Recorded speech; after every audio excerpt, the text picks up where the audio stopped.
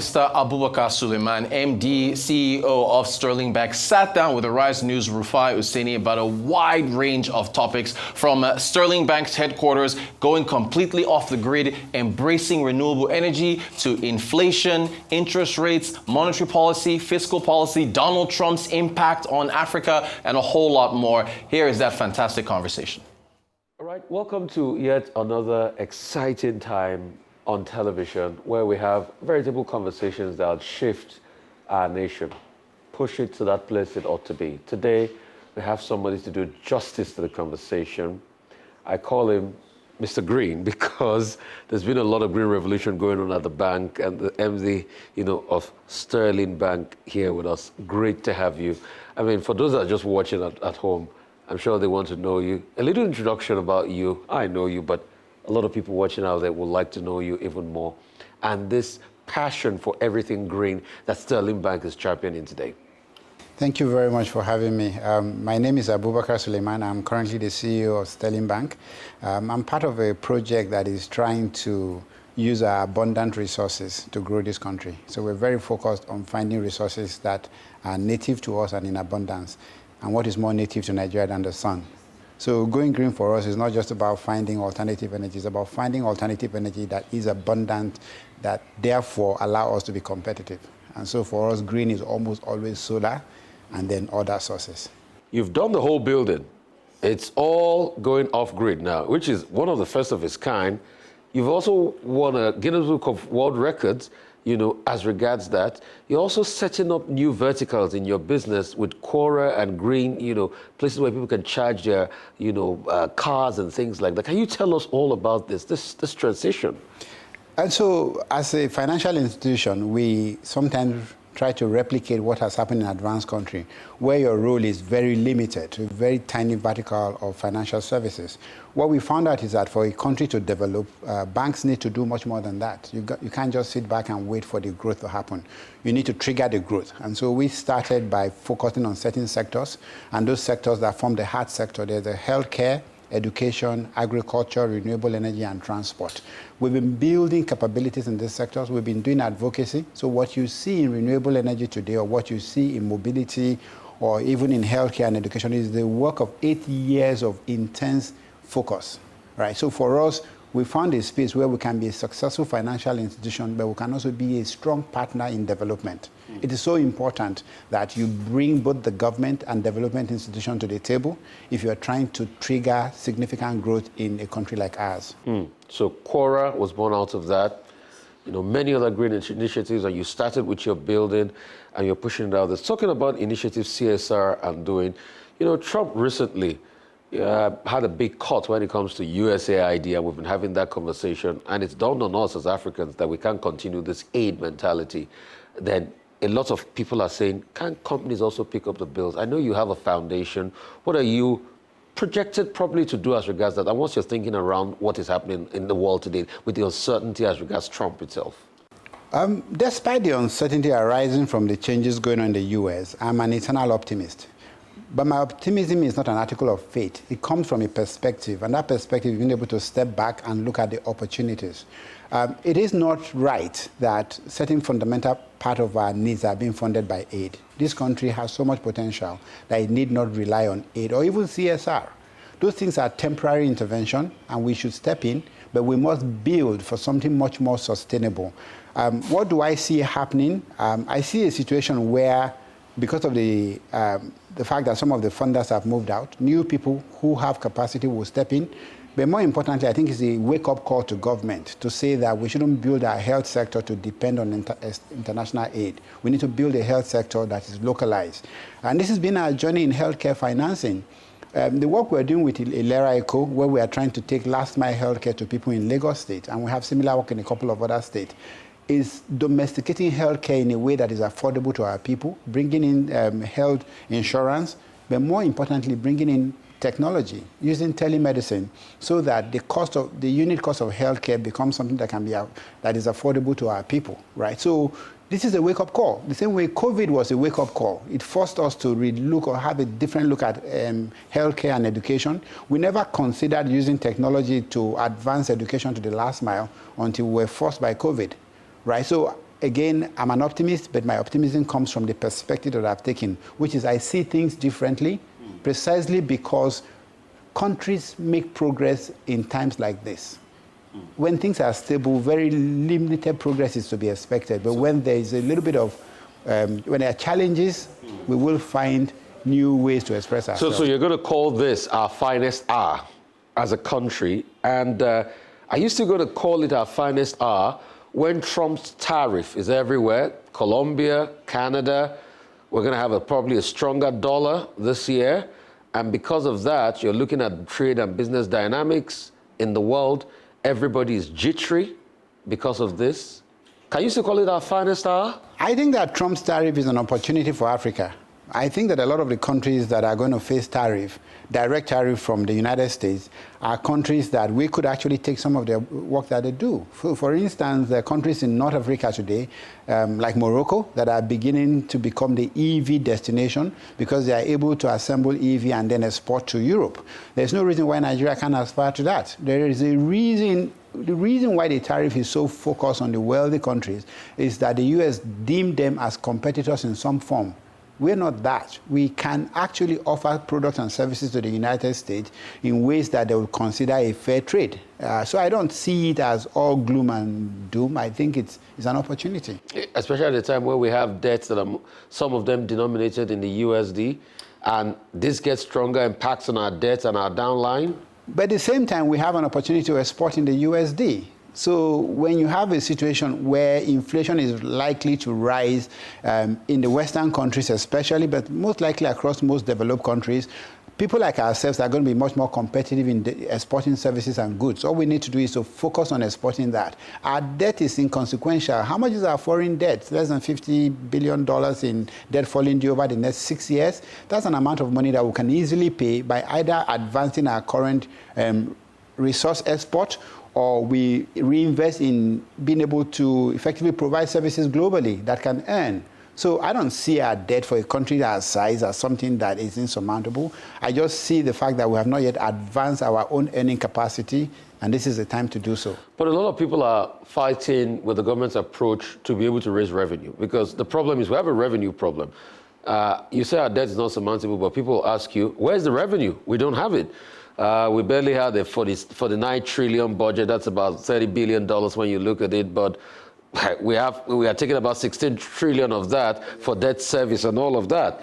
Then the government is saying a tax bill to be able to reject things. A couple of businesses are complaining. What's your grouse about? You've got a grouse about the tax bill? I think a country has to make a choice between inflation and taxation. If you choose not to be taxed, you will be taxing directly through inflation. And that's just a fact of life. The only time you can escape that is if you are a resource-rich country and you just simply export crude and spend it as government budget. We're no longer that. So should we continue to witness 30-40% inflation, or are we better served by paying a reasonable amount of taxation so that the government can function? I vote for taxation any day ahead of inflation, because inflation is a very painful tax for the poor. The people that pay the highest taxes when you inflate a currency are the poorest people. So that's number one. We've got to pay the taxes. Secondly, we, as a country, we actually have a revenue. I mean, that's what the gross national product is, right? We earn. The GDP is our revenue. What has happened is not enough of that revenue is being articulated through government, right? Government is not able to extract enough of that revenue to then deliver its own objective. Part of it is because government hasn't been as efficient, and therefore the trust level is low. Part of it is that we have other agencies that are not directly integrated into government that are extracting revenue. If we consolidate revenue into a single source and we have transparency around it, the revenue will be significant and will be enough to pay for our development agenda. In consolidated revenue, a lot of people are saying tax the banks more. Yes. Are you open for more tax? I think... Despite what you're going through, despite the challenges, despite the fact that they're saying the government is not doing enough for you guys, they say you guys are just making huge profits. I think you should tax the profits more. It doesn't matter where the profit is, tax the profit more. If we make profit, take more of it. But recently, when they said there was this hullabaloo about taxing the banks were at loggerheads. Nobody wanted I think there is a difference between a levy. What we were quarreling about was the windfall levy. That wasn't a tax. That was saying, oh, you've got quite a bit of money, they will take some of it. FX is a two-way thing, right? There are a lot of losses that would also be recognized as a result of the FX movement, and some of it will also be in the books of the bank. Some of the companies that have suffered losses, eventually when the loans go bad, the bank will pay. So that's not a thing for debate. I think taxation is the alternative to inflation. I think if we do not allow the government to, earn enough money through taxation, we'll end up having deficits that would then feed into a higher level of inflation, and everybody pays. So tax the bank more, maybe, but definitely tax the profits more. I think we should tax our profit pool, so that we can then take the money back and hopefully create growth. Our only quarrel with government is that they've got to be a lot more transparency around how they spend the money. People need to feel confident that the money that goes out there then enables growth.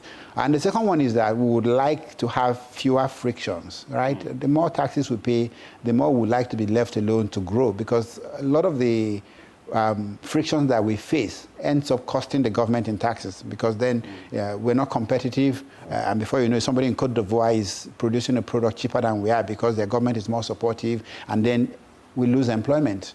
So the government needs to understand that when we ask for a better operating environment, it's also in the interest of the government. February, this month, will make it exactly 1 year since the CBN started to tighten. Yes. Inflation has not abated. By middle of last year, they said it was going to be around 26%. Today, it's over 34%. We are still paying the tax on the poor, like you said, which is inflation. You have customers. Like when they come to this bank, you'll be telling them the interest rate probably will notch up to 30% because of the CBN rates.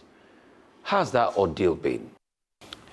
So the challenge or the cost of not doing the right thing at the right time is that you have a prolonged period of pain. What we're paying for is not the price of something that happened last year or the year before. It's for a prolonged period of deficit financing where the deficit did not finance growth, right? So it takes a lot more to pull that back.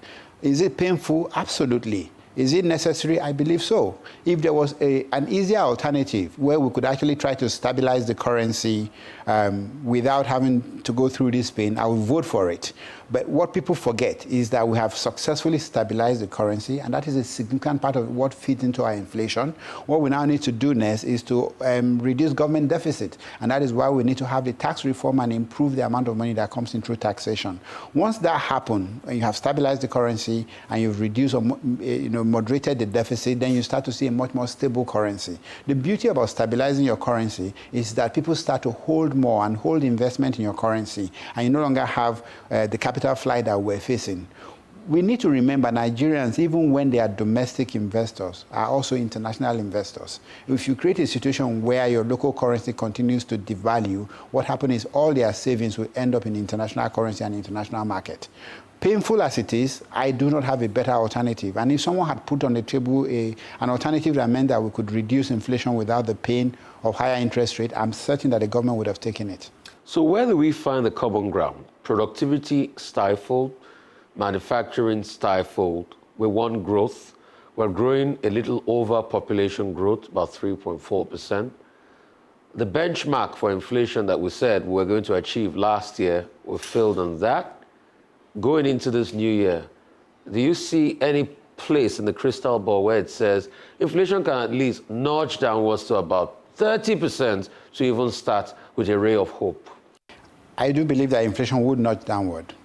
And I started earlier by saying that the component of inflation that we've been able to tame is the foreign exchange rate. That plays a significant part of inflation. The second component of inflation I think there's a focus on now is food inflation.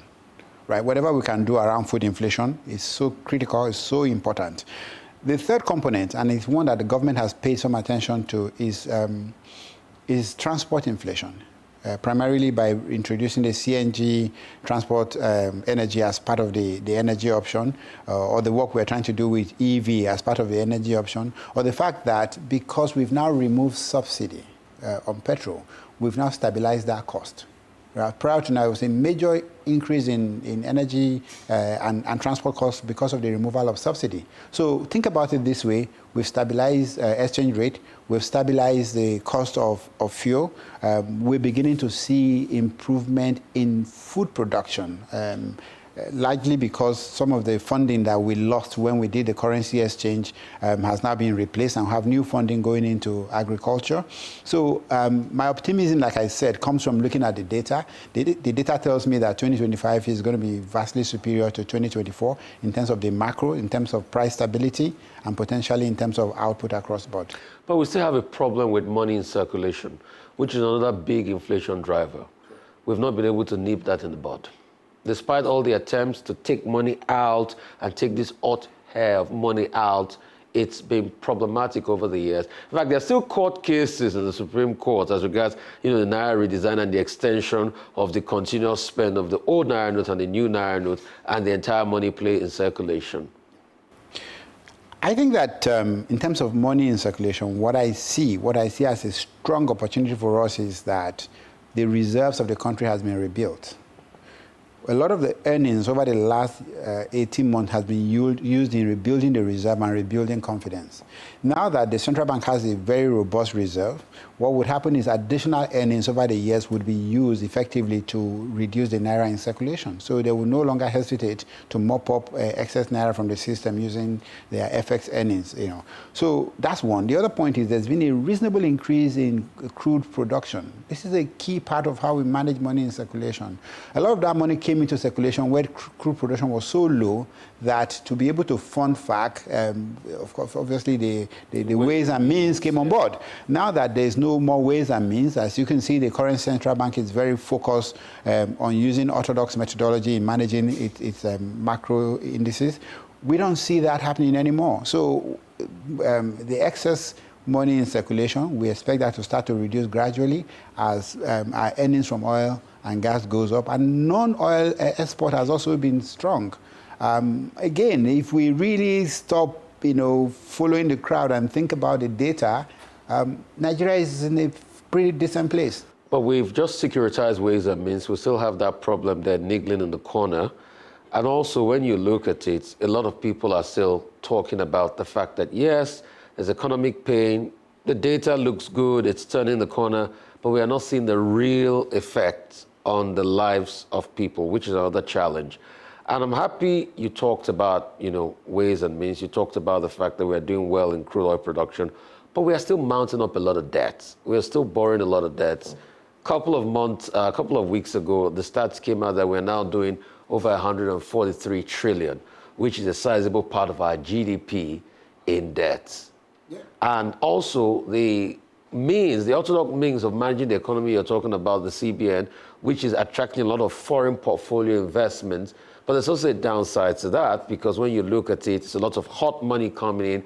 When that hot money comes in, the question is, we need FDIs, which is foreign direct investment, rather than the hot money. Sure. And those portfolios, we also need to pay on the interest of those portfolios, which the numbers will cost us over $1 trillion, like they said last year. How do we balance all of this out?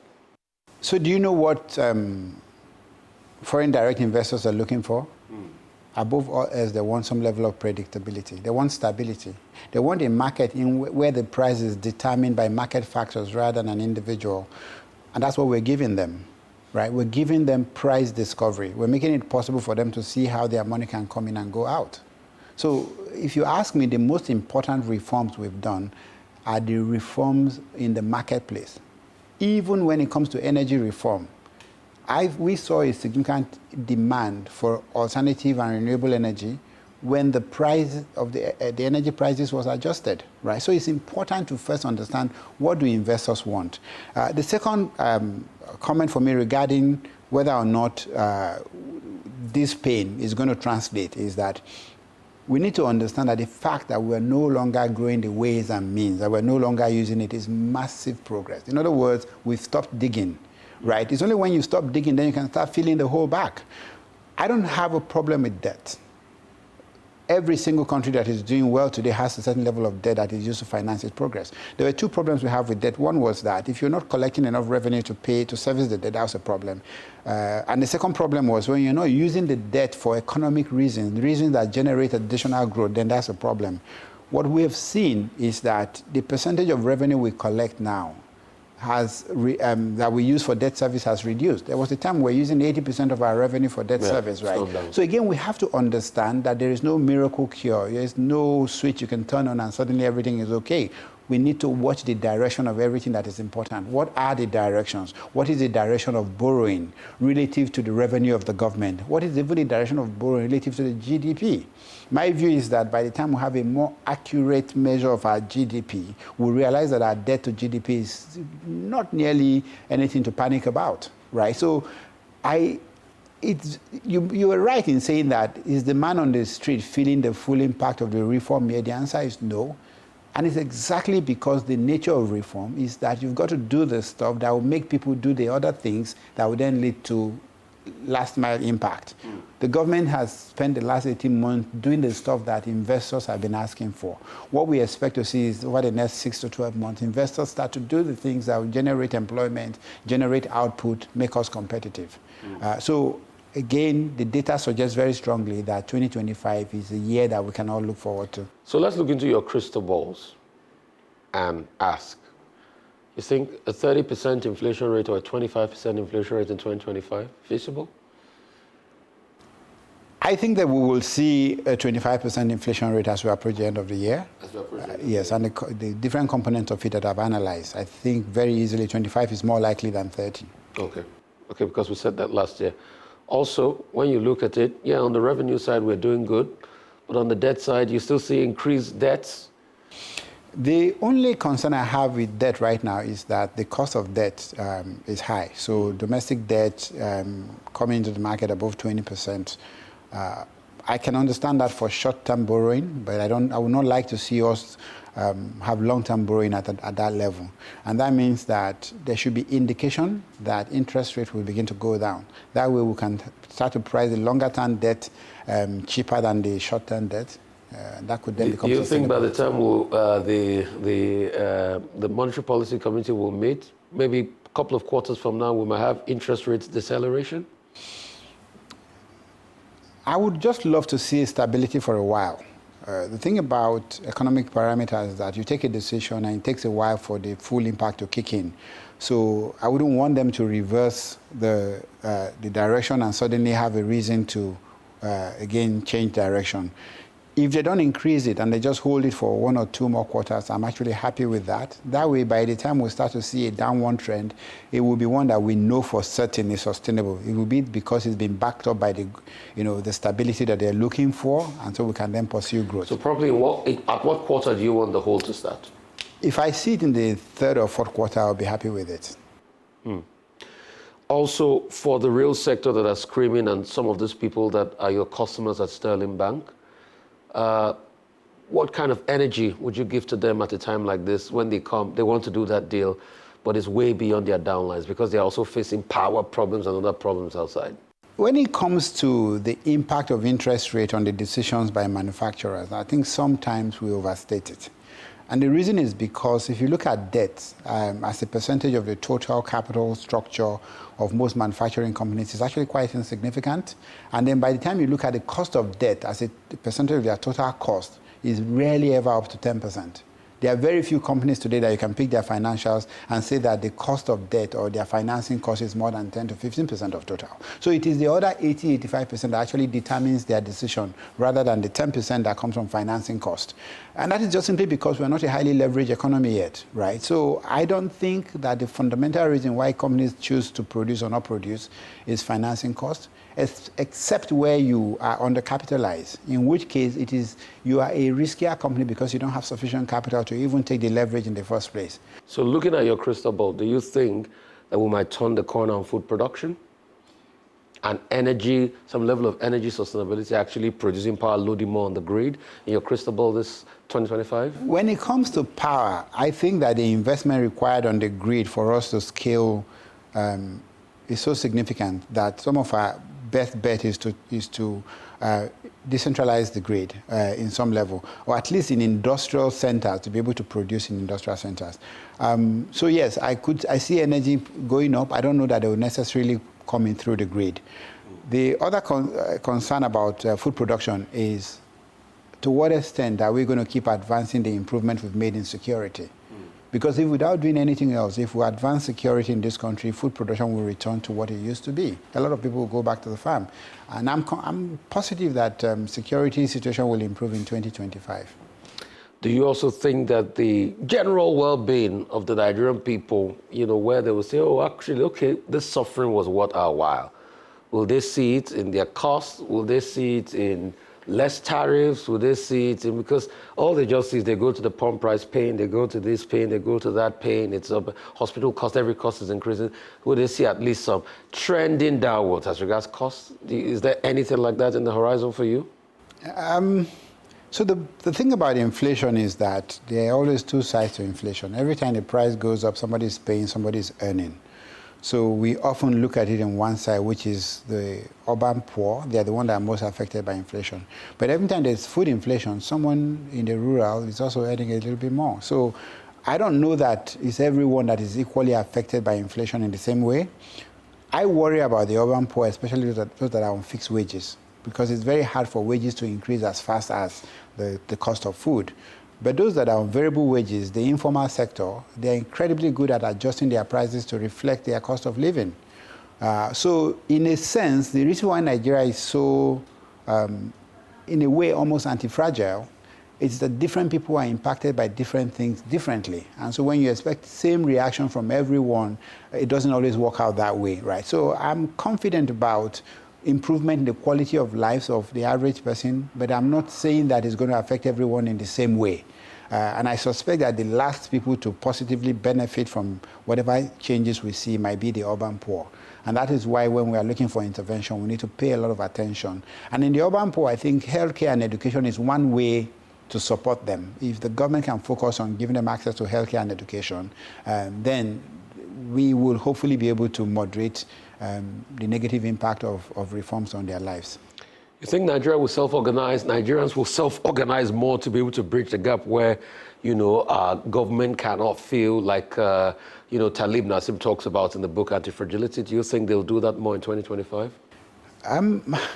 So there are a lot of theories around why Nigerians somehow seem to be able to survive everything, right? My view is that this economy is so informal that to a large extent what we capture and what we measure doesn't truly reflect the state of the economy, right? That informal nature has meant, for instance, that a lot of people that would have otherwise suffered if they were in the formal sector were able to adjust their lives.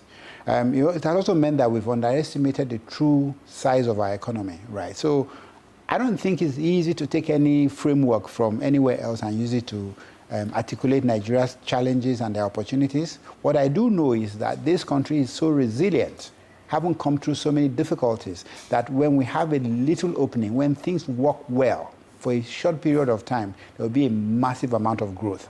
The people are tough.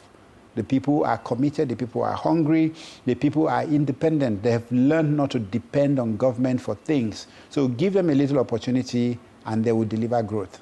Mm. Is that a good thing or a bad thing? It is a thing. It is where we are. It is what it is. But my view is that whatever I find myself holding, I turn it into my own weapon and I go to battle with it. Thank you so much for your time. It is what it is. Real quickly, can you talk about the Guinness Book of World Records and Quora, which we have talked about before? So one of the assets that we've tried to build is in the renewable energy space and in the mobility space. In renewable energy, this building is the first building, a high-rise building in Africa that has successfully implemented the BIPV technology to deliver solar to the building. In mobility, we started by supporting a company that has built infrastructure for last-mile mobility, essentially electric tricycle.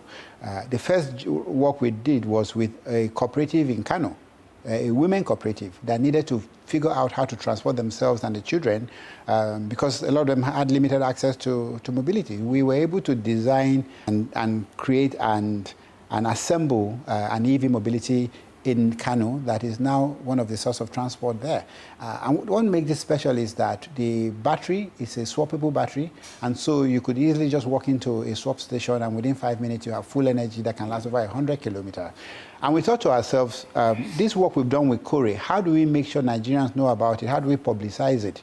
And so Kore was entered into the Guinness World Book of Records to compete for the longest the longest ride with an EV tricycle, and it broke the record. So Nigeria now holds the record for the longest drive with a tricycle, an EV tricycle. And it was done at one of our precious national asset at the National Theatre. So the background of the National Theatre and Nigerians trying to innovate around technology and to deploy to solve real problem on the street, I think is something that I will remember for the rest of the year. That's a good one. Thank you so much. You're welcome. Thank you so much for your time. And that's about all we can take today on the show. Thank you so much.